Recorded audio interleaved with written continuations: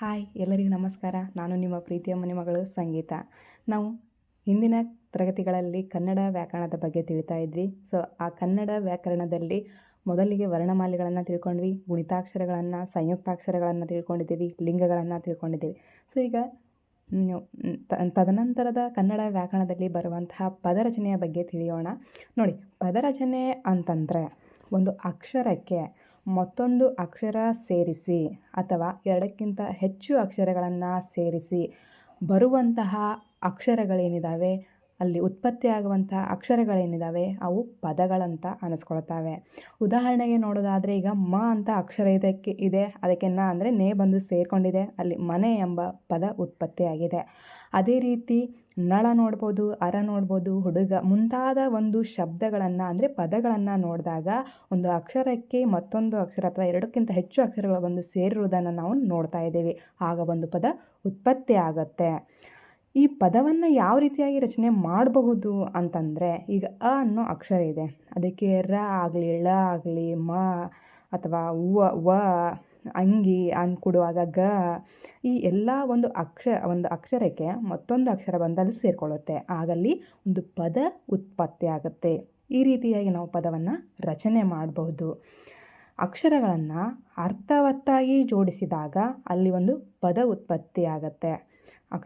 ಮತ್ತು ಕೆಲವೊಮ್ಮೆ ಏನಾಗುತ್ತೆ ಅಂತಂದರೆ ಒಂದೇ ಅಕ್ಷರ ಕೂಡ ಅಲ್ಲಿ ಪದ ಆಗುತ್ತೆ. ಹೇಗೆ ಅಂತಂದರೆ, ನಾವಿವಾಗ ಹೇಳ್ತಾ ಇದ್ದೀವಿ, ಆ ಕೆಲಸ ಮಾಡು, ಆ ಕೆಲಸ, ಈ ಮನೆ, ಈ ತೋಟ, ಆ ಮನೆ, ಆ ಹುಡುಗ, ಈ ಹೇಳ್ತಾ ಇರುವಾಗ ಅಲ್ಲಿ ಆ ಅಂತ ಏನಿದೆ ನೋಡಿ, ಅದು ಒಂದು ಅಕ್ಷರ ಹೌದಾ, ಅದು ಕೂಡ ಅಲ್ಲಿ ಪದ ಆಗಿ ಉತ್ಪತ್ತಿ ಆಗುತ್ತೆ.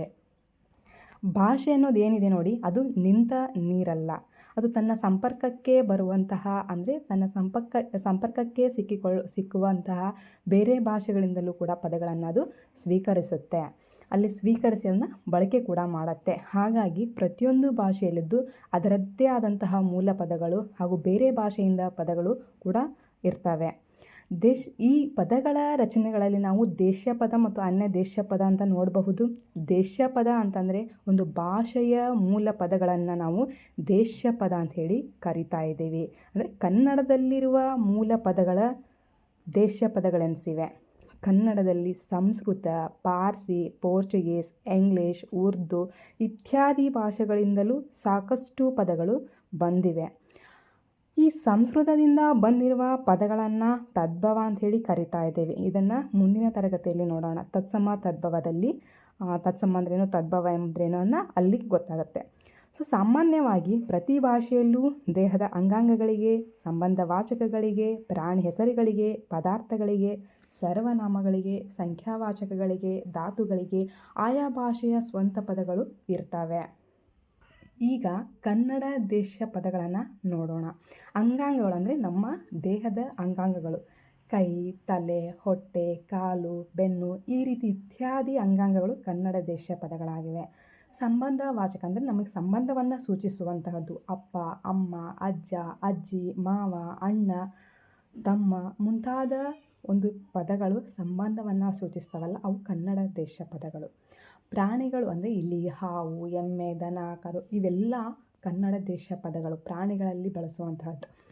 ಪದಾರ್ಥಗಳಂತ ನೋಡಿದಾಗ ಬಾಗಿಲು, ಹಾಲು, ಉಪ್ಪು ಮುಂತಾದ ಪದಗಳನ್ನು ನೋಡ್ಬೋದು. ಅದೇ ರೀತಿ ಸರ್ವನಾಮಗಳಲ್ಲಿ ಅಂದರೆ ನಾನು, ಅವನು, ನೀನು, ಅವಳು, ಅದು, ಅವು ಮುಂತಾದವುಗಳನ್ನು ನೋಡಬಹುದು. ಸಂಖ್ಯಾವಾಚಕದಲ್ಲಿ 1ರಿಂದ 999ರವರೆಗಿನ ಸಂಖ್ಯೆಗಳನ್ನು ನೋಡಬಹುದು. ಧಾತುಗಳಲ್ಲಿ ಅಂದಾಗ ತಿನ್ನು, ಹೋಗು, ಬಿಡು ಮುಂತಾದ ಇಂತಹ ಒಂದು ಅಕ್ಷರಗಳನ್ನು ನೋಡಿದಾಗ ಅಂದರೆ ಪದಗಳನ್ನು ನೋಡಿದಾಗ ಅಲ್ಲಿ ಕನ್ನಡ ದೇಶ ಪದಗಳು ಸಿಗ್ತವೆ. ತದನಂತರ ಅನ್ಯ ದೇಶ ಪದ ಅಂದರೆ ಸಂಸ್ಕೃತದಿಂದ ಬಂದಿರುವ ಪದಗಳನ್ನು ಹೊರತುಪಡಿಸಿ ಉಳಿದ ಭಾಷೆಗಳಿಂದ ಬಂದಿರುವಂತಹ ಪದಗಳನ್ನು ಅನ್ಯ ದೇಶ ಪದ ಅಂಥೇಳಿ ಕರಿತಿದ್ದೇವೆ. ಅಂದರೆ ಸಂಸ್ಕೃತವನ್ನು ಬಿಟ್ಟು ಬೇರೆ ಬೇರೆ ಭಾಷೆಯಿಂದ ಅಂದರೆ ಇಂಗ್ಲೀಷ್, ಪೋರ್ಚುಗೀಸ್ ಮತ್ತಂದರೆ ಅರಬಿಕ್ ಈ ಥರ ಬೇರೆ ಬೇರೆ ಭಾಷೆಯಿಂದ ಏನು ಬಂದಿರ್ತಾವೆ ನೋಡಿ, ಅವು ಅನ್ಯ ದೇಶ ಪದಗಳು.